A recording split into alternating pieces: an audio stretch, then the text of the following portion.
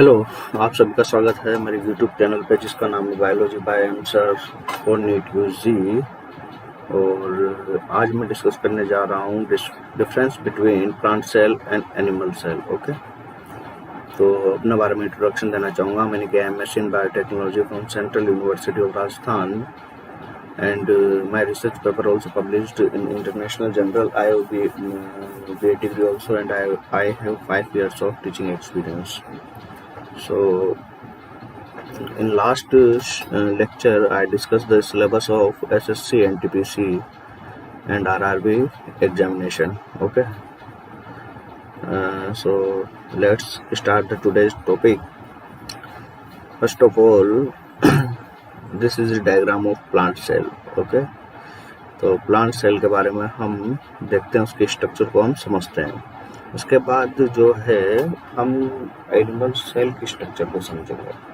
अब देखिए, जो नीट में क्वेश्चन आता है ना, डिफरेंस, अगर दोनों की सेल से क्वेश्चन आना है तो डिफरेंस से भी आ सकता है। ओके, तो इम्पोर्टेंट है, देखा जाए तो नीट पर्पज से इम्पोर्टेंट टॉपिक है और इंटरेस्टिंग टॉपिक भी है, और ये बहुत सारी इंफॉर्मेशन भी देगा, है ना।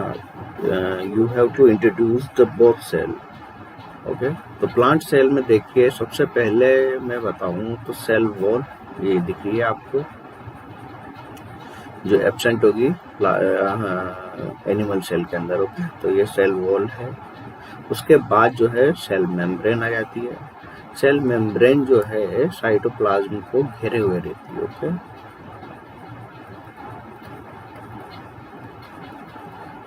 ओके, के चारों ओर पाई जाती है। साइटोप्लाज्म के चारों ओर जो है सेल मेम्ब्रेन पाई जाती है। यही सेल मेम्ब्रेन जो है प्लाज्मा मेम्ब्रेन होती है एनिमल सेल के अंदर। उसका भी काम यही होता है कि जो साइटोप्लाज्म है, जिसे हम साइटोप्लाज्म को हम क्या बोल सकते हैं, प्रोटोप्लाज्म भी बोल सकते हैं। इस प्रोटोप्लाज्म के अंदर ही सेल ऑर्गेनल्स होते हैं। सेल ऑर्गेनल्स की बात करूं तो आप यहाँ देख सकते हैं कि क्लोरोप्लास्ट हो गया, ईआर हो गया यानी कि endoplasmic reticulum, mitochondria, peroxisome. Okay, plant cell की बात करेंगे तो वैक्यूल हो गया, राइबोसोम, एमाइलोप्लास्ट। तो ये सब जो हैं सेल ऑर्गेनल्स हैं जो प्रोटोप्लाज्म के अंदर पाए जाते हैं।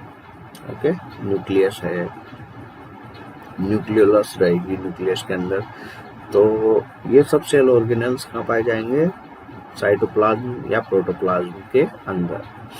और साइटोप्लाज्म की बात करूँ तो वो जो सेल मेम्ब्रेन जिसको चारों ओर से घेरी हुई है, ये साइटोप्लाज्म है। ओके,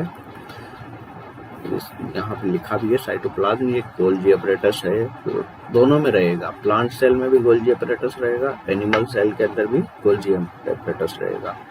राइबोसोम दोनों के अंदर पाया जाएगा, है ना। दोनों के अंदर जो है 17S राइबोसोम पाया जाता है। ओके, और यूकैरियोट्स की अगर बात करते हैं हम तो उनमें 80S राइबोसोम पाया जाएगा। तो याद रखने वाली बात है, नीट में पूछा भी जाता है। ओके, पेरोक्सिसोम प्रेजेंट होंगे। वैक्यूल यहाँ सबसे इम्पोर्टेंट पॉइंट है कि वैक्यूल जो है प्लांट सेल के अंदर ही मिलेगी हमें, और इसके बेसिस पे ही आप इसे जो है आइडेंटिफाई कर सकते हो। ये जो स्ट्रक्चर है इतनी बड़ी आपको दिख रही है वैक्यूल, ओके, इसके बेसिस पे ही हम जो है प्लांट सेल को आइडेंटिफाई कर सकते हैं। एनिमल सेल की बात करें अगर, तो एनिमल सेल के अंदर भी सेल मेम्ब्रेन है। अब यहाँ पे मैंने कहा कि यहाँ पे जो है सेल वॉल एब्सेंट है, सेल वॉल यहाँ एब्सेंट है। ओके, तो सेल मेम्ब्रेन जो है सराउंडिंग रहती है किसके चारों तरफ, साइटोप्लाज्म के चारों तरफ। ये 3D व्यू मान लीजिए आप इसको, 3D स्ट्रक्चर है ये एक तरीके से। अब इसके अंदर जो है माइटोकॉन्ड्रिया भी है, न्यूक्लियस है, न्यूक्लियस के अंदर DNA रहेगा यानी कि न्यूक्लिक एसिड है, ER हो गया, एंडोप्लाज्मिक रेटिकुलम होगी। ओके, और लाइसोसोम, राइबोसोम, गोल्जी अपरेटस, और ये हो गया माइटोकॉन्ड्रिया। ओके, तो इसमें आप देख सकते हैं कि क्या एब्सेंट है,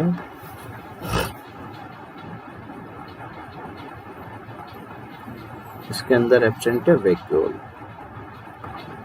क्योंकि वैक्यूल जो है प्लांट सेल या प्लांट सेल के अंदर ही पाई जाती है, उसका एक ये करेक्टरिस्टिक्स है। ओके, तो ये इंपॉर्टेंट पॉइंट है और नीट में पूछा जा सकता है, पूछा भी गया। ओके, तो ये हमें ध्यान रख लेना। इसके अलावा क्लोरोप्लास्ट नहीं है, इसमें क्लोरोप्लास्ट एब्सेंट है एनिमल सेल में।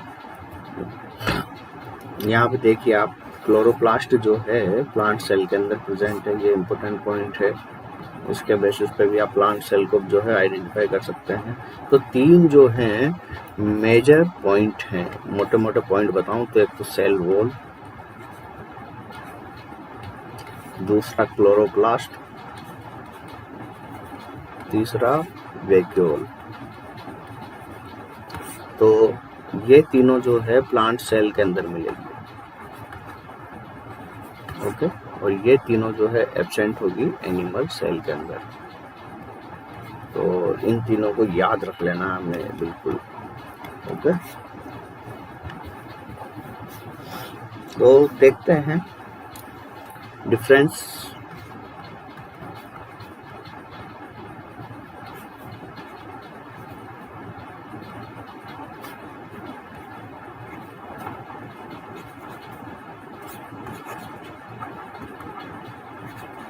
जो हमारा टॉपिक है उसको आगे बढ़ाते हैं। एक साइड लिख रखा है plant cell and animal cell. Cell shape की बात अगर करें हम, तो जो शेप होगी इसकी होगी रेक्टेंगुलर। आप इस डायग्राम में भी देख सकते हो, है ना, रेक्टेंगल शेप है इसकी। तो इसके बेसिस पे भी आइडेंटिफाई कर सकते हो। जबकि मेजर जो पॉइंट्स है वो तो मैंने बता ही दिए बिल्कुल, लेकिन कहते हैं ना कि सरफेस आउटर लुक से आप सेल को पहचानो। ये तो सब माइक्रोस्कोपिक है, वो है बहुत ज़्यादा है ना, डेप्थ में आपको इलेक्ट्रॉन माइक्रोस्कोप वगैरह से पता लगेगा। और तो आप एक सेल को रख दिया और आप जो है EM यूज़ कर रहे हो, तो आप उसकी शेप देख सकते हो, उसके बेसिस पे आप उसको बता सकते हो कि प्लांट सेल है। ओके, रेक्टेंगुलर सेल रहेगी और ये इसकी कोई शेप नहीं रहेगी। एनिमल सेल की जो है इरेगुलर शेप होगी या फिर राउंड शेप होगी, जैसे इसमें यहाँ पे बताया भी था, ये एक तरीके से राउंड शेप है। ओके, ये कर्व आ रहा है यहाँ पे। ओके, तो राउंड शेप है। सेल वॉल जैसा कि मैंने कहा कि प्लांट सेल के अंदर पाई जाएगी और एनिमल सेल के अंदर एब्सेंट होगी, तो ये इंपॉर्टेंट पॉइंट है। प्लाज्मा मेम्ब्रेन दोनों में प्रेजेंट होगी, प्लांट सेल के अंदर भी और एनिमल सेल के अंदर भी।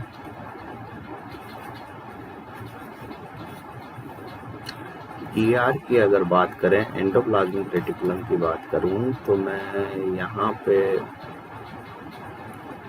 दोनों के अंदर प्रेजेंट है। Okay, endoplasmic reticulum. न्यूक्लियस की बात करें तो present and lies on the one side. One side इसलिए रहेगी, ये रीजन बिहाइंड जो है इसके पीछे इज दैट कि वैक्यूल का प्रेजेंस, वैक्यूल का अकरेंस। जो वैक्यूल है प्लांट सेल के अंदर, ये रेक्टेंगल सेल शेप बना दी मैंने, ये वैक्यूल है, दिस इज द वैक्यूल। और ये जो है न्यूक्लियस, तो एक साइड पे जो है न्यूक्लियस जो है पड़ा हुआ रहता है, क्योंकि वैक्यूल की प्रेजेंस रहती है। इसमें जो है present and lies in centre. जो सेल होती है इसको रेक्टेंगल नहीं बनाएंगे हम, ठीक है, गलत जो है, इसका न्यूक्लियस जो है सेंटर में प्रेजेंट होगा एनिमल सेल के अंदर। ओके, लाइसोसोम की बात करें तो बहुत ज़्यादा कम पाए जाएंगे इसके अंदर प्लांट सेल में। और एनिमल सेल के अंदर अगर मैं बात करूं तो इसमें जो है प्रेजेंट होते हैं। और लाइसोसोम क्या है, सुसाइडल बैग है एक तरीके से।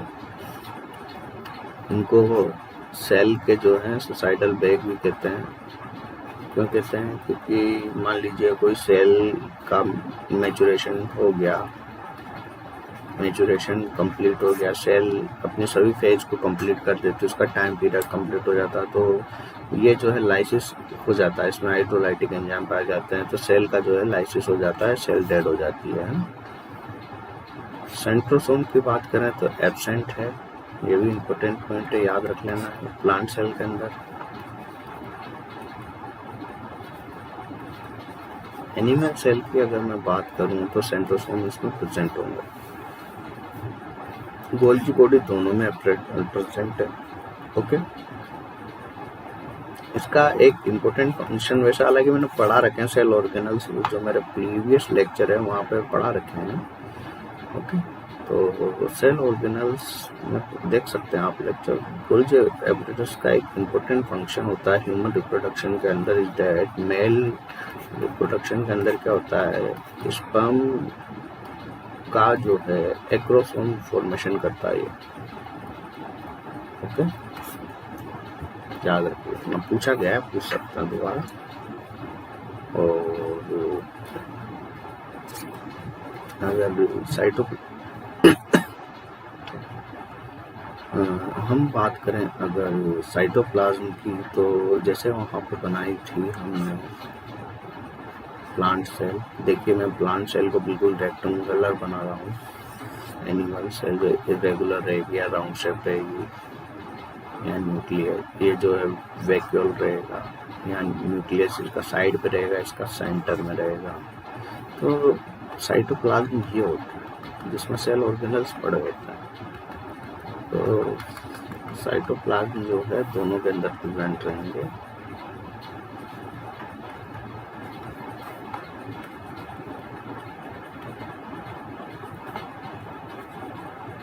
ओके, साइटोप्लाज्म को हम जो है प्रोटोप्लाज्म भी बोल सकते हैं। ओके, लेकिन उस कंडीशन में बोलेंगे, बहुत इंपॉर्टेंट पॉइंट बता देता हूँ मैं, अगर यहाँ पे cytoplasm minus cell organelles is equal to protoplasm. Okay, अगर साइटोप्लाज्म में से जो है सेल ऑर्गेनल्स निकाल दो आपने, प्लांट सेल की भी बात कर रहा हूँ मैं, एनिमल सेल की भी मैं यहाँ बात कर रहा हूँ, तो क्या होगा कि जैसे कि chloroplast, ER, mitochondria, lysosome, Golgi body, vacuole सब हटा दो तो जो बचता है ना उसको प्रोटोप्लाज्म बोलते हैं, याद रखना है। दोनों सेम नहीं होते, डिफरेंस क्या है, साइटोप्लाज्म माइनस सेल ऑर्गेनल्स, यानी कि साइटोप्लाज्म में से सेल ऑर्गेनल्स निकाल दे तो प्रोटोप्लाज्म बचता है।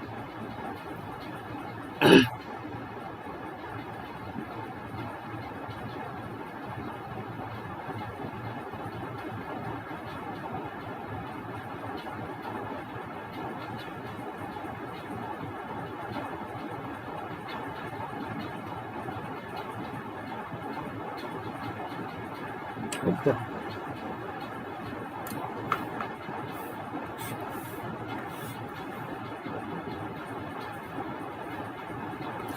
तो साइटोप्लाज्म यहाँ क्लियर हो गया। राइबोसोम की बात करूँ तो प्लांट सेल और एनिमल सेल दोनों में प्रेजेंट होंगे और 70S राइबोसोम होंगे। ओके, जो मिलकर बनेंगे, इसकी सब यूनिट्स के नाम याद रख लेना आप, पूछा जाता है 50S प्लस 30S। इससे मिलकर जो सेडिमेंट्री एस जो है वो क्या है, सेडिमेंट्री कोफिशिएंट।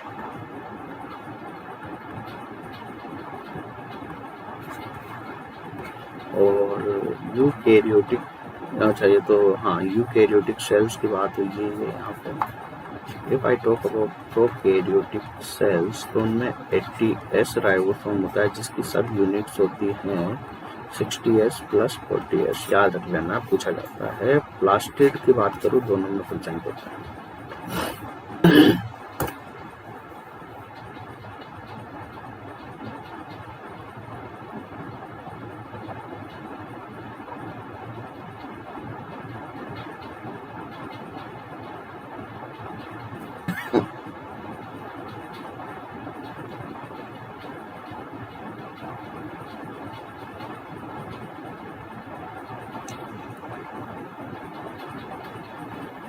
वैक्यूल्स की बात कर लेते हैं।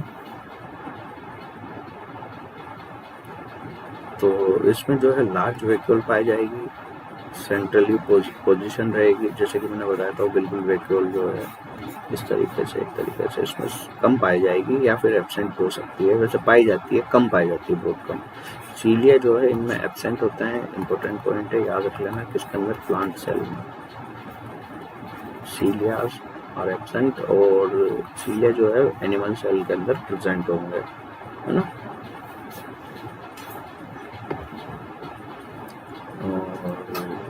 माइटोकॉन्ड्रिया की मैं बात करूँ अगर, तो प्लांट सेल में जो है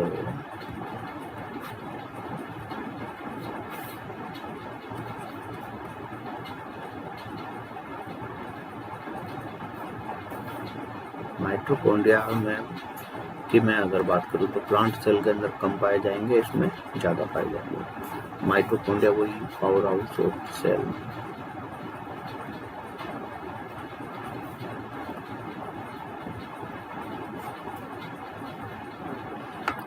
एटीपी फॉर्मेशन करता है।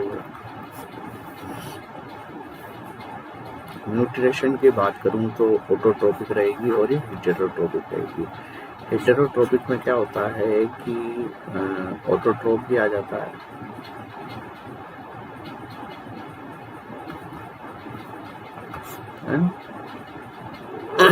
और पैरासाइटिक भी आ जाता है ना, जैसे कि प्लाज्मोडियम है। प्लाज्मोडियम एक तरीके से क्या है, पैरासाइट है ना। तो ये न्यूट्रिशन जो है दूसरे पे डिपेंडेंट है, तो हेटेरोट्रोपिक न्यूट्रिशन, और इसमें ऑटोट्रोपिक भी हो जाते हैं जैसे एनिमल्स, ओके। और ये तो प्राइमरी मतलब कि मोस्टली जो है ऑटोट्रोपिक ही होंगे, क्योंकि प्लांट्स जो है they synthesize their own food, okay।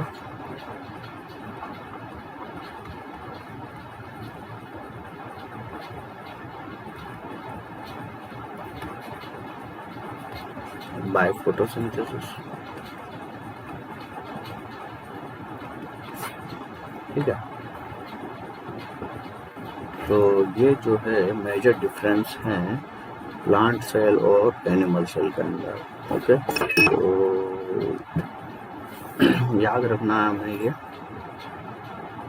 जितने भी मेजर डिफरेंस थे मैंने बता दी। यहाँ से स्टार्ट किया था हमने, तो प्लांट सेल का जो डायग्राम है अच्छे से याद रखना हमको, ओके। पूरा डायग्राम, लेबलिंग सब याद रखनी है, क्योंकि लेबलिंग से भी क्वेश्चन डायरेक्ट पूछ सकता है ना।